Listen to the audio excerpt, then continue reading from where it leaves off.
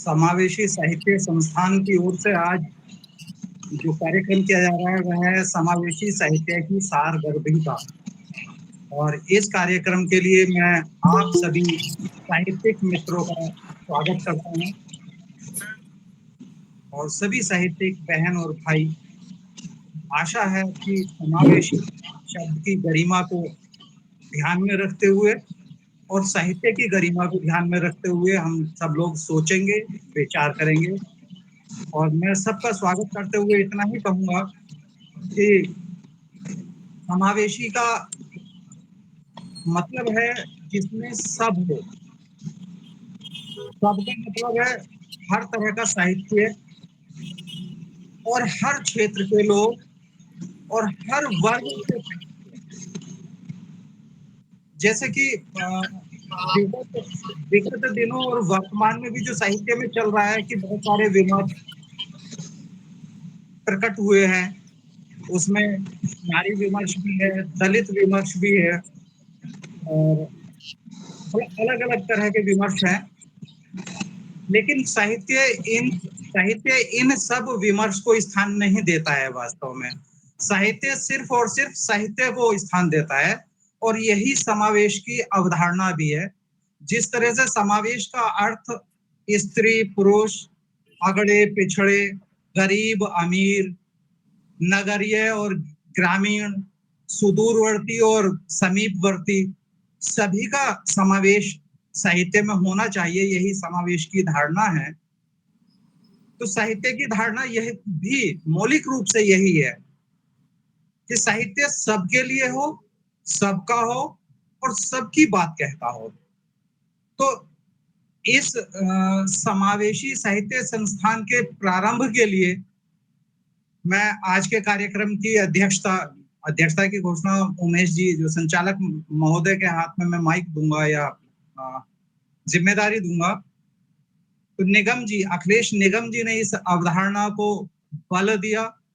उमेश कुमार प्रजापति ने इस अवधारणा को प्रशस्त किया और हम सब लोगों ने मिलकर के मैं मार्गदर्शन नहीं कहूंगा कि हम सब लोग मिलकर के एक स्तंभ के रूप में, अपने अपने स्तंभ के रूप में काम करेंगे।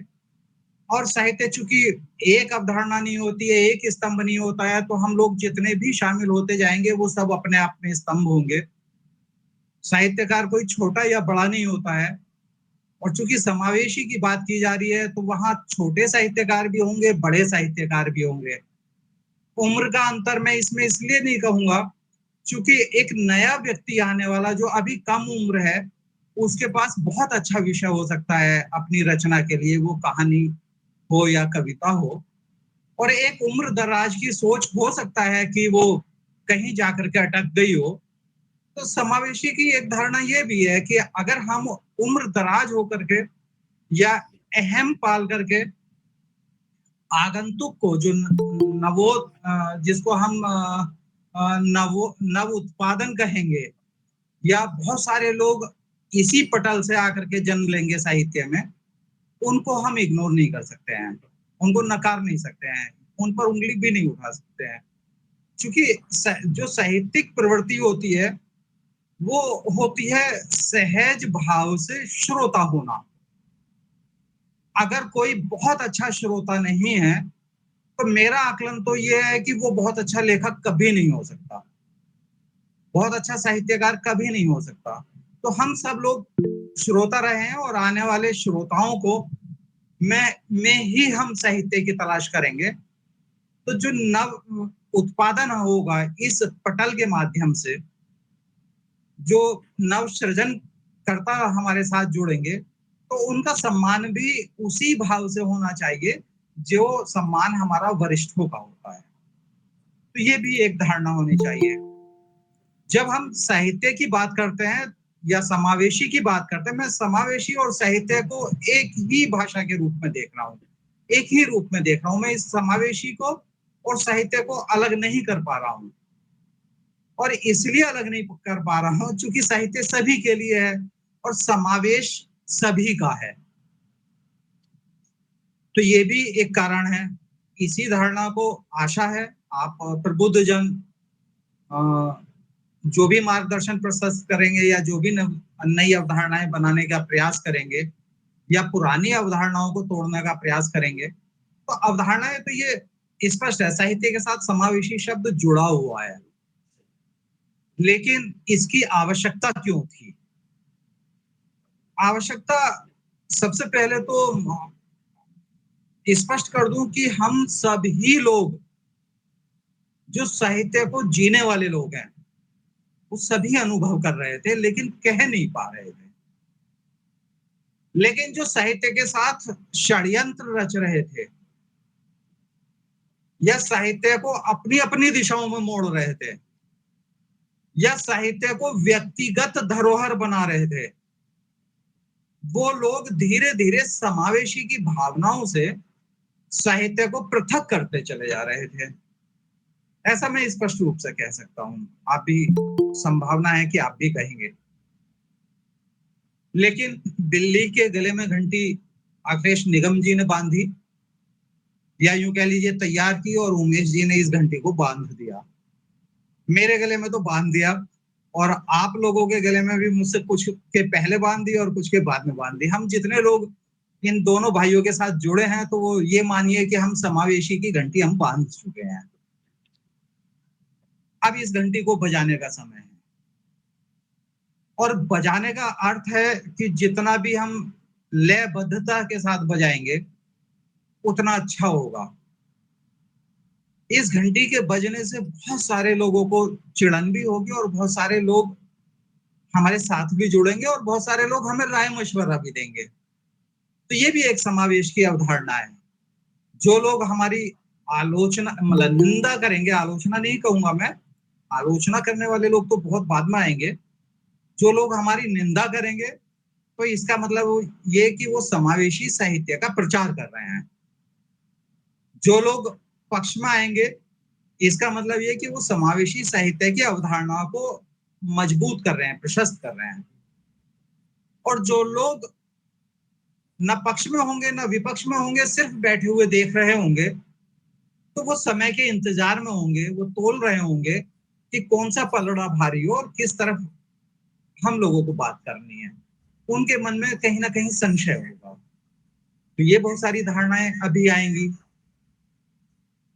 इसके साथ ही निराश होने की कहीं आवश्यकता इसलिए नहीं है क्योंकि जो भी काम शुरू होता है उसके लिए पक्ष और विपक्ष दोनों होते हैं। पक्ष हमारा प्रबल है, हम लोग जितने जुड़े हुए हैं, मुझे नहीं लगता कि कोई भी किसी भी रूप से कमजोर है। और चूंकि अखिलेश निगम जी तो वैसे भी डीआईजी के पद पे हैं, तो वो तो कमजोर होने का मतलब ही नहीं होता है। और हम लोग संपादन के क्षेत्र से भी जुड़े हुए लोग हैं, तो एक संपादक को कोई कह दे कि कमजोर है, तो इसका मतलब ये कि वो चांद और सूरज को नकारता है। बहुत सारे शिक्षाविद हमारे साथ जुड़े हुए हैं, शिक्षक जुड़े हुए हैं, उनको नकारे जाने का अर्थ ही नहीं होता है। बहुत सारे श्रोता भी हमारे साथ जुड़ेंगे, तो श्रोता को जो अच्छा लगता है उसको सुनता है, उससे इससे कोई मतलब नहीं होता है कि कौन कितना बड़ा है और कितना छोटा है। तो श्रोता का अपना पक्ष बड़ा प्रबल होता है। यदि आप कुछ भी नहीं है और 10 श्रोताओं को आपकी बात अच्छी लग रही है, तो आपसे अच्छा साहित्यकार, आपसे अच्छा वक्ता उसके लिए दुनिया का कोई व्यक्ति नहीं है। यही कारण है कि मंच पर बहुत सारी कलाकारियां इसलिए होती हैं ताकि श्रोता उनको पसंद कर ले।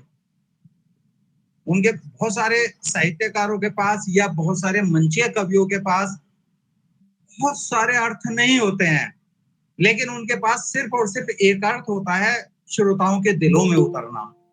वो भी एक अवधारणा है साहित्य की, वो भी साहित्य का एक पक्ष है। भाई, 1000 शब्दों की कोई रचना सुनाई और उसमें से 10 शब्द भी श्रोताओं को समझ में आ गए, तो उसका सार्थक हुआ कहना। लेकिन ऐसे ही लेखकों के साथ होता है कि एक 400-500 पन्नों की किताब लिखी और किसी की पाठक की समझ में 10 लाइनें भी नहीं आई है, तो उसका कोई मतलब नहीं रह जाता है, वो सब बेकार हो जाता है। तो ये सारी धारणाओं, अवधारणाओं को छोड़ करके हमने कदम बढ़ा दिया है, तो हमारा कदम रुकना नहीं चाहिए। हमारे नामकरण हो चुका है, समावेशी साहित्य संस्थान की एक तरह से स्थापना हो चुकी है घोषित रूप से, और आज समावेशी साहित्य संस्थान का प्रथम अधिकृत कार्यक्रम है, और आज का विषय है समावेशी साहित्य की सारगर्भिता। सारगर्भिता का मैं बार-बार अर्थ क्यों बता रहा हूँ? हम लोग इस कार्यक्रम को क्यों कर रहे हैं और ये अवधारणाएँ क्यों आई, ये सभी जानते हैं। आप लोगों के सामने बार-बार बताने का मतलब ये है कि सूरज को दिया दिखाने जैसा है। मैं तो सिर्फ आपका स्वागत करने के लिए यहाँ उपस्थित हुआ हूँ, और आपका इसी भाव के साथ एक बार फिर स्वागत करता हूँ कि हम लोग एक बहुत अच्छी दिशा की ओर बढ़ रहे हैं। बहुत अच्छे तरीके से हम लोगों ने कदम उठाए हैं। एक बहुत अच्छा विमर्श हमने नामकरण में और ध्येय वाक्य में लोगों के लिए अ, लोगों के लिए मतलब जो हमारा प्रतीक चिन्ह होगा, एंकर होगा, उसके लिए हमने विमर्श किया है। बहुत सारे लोगों की बातें सुनी हैं, उसको एक आधार प्राप्त हुआ है। वो आधार हम सब लोगों के सामने आज प्रस्तुत है। अच्छा, अब हम लोगों के सामने प्रस्तुत तो सब कुछ हो गया, एक संस्थान भी उपस्थित हो गया, ध्येयवाक्य उपस्थित हो गया, आज का विषय भी हमारे सामने उपस्थित हो गया है, और आज हमारे मुख्य वक्ता के रूप में डॉक्टर संदीप कुमार वर्मा जी हैं। मैं उनका स्वागत करता हूँ।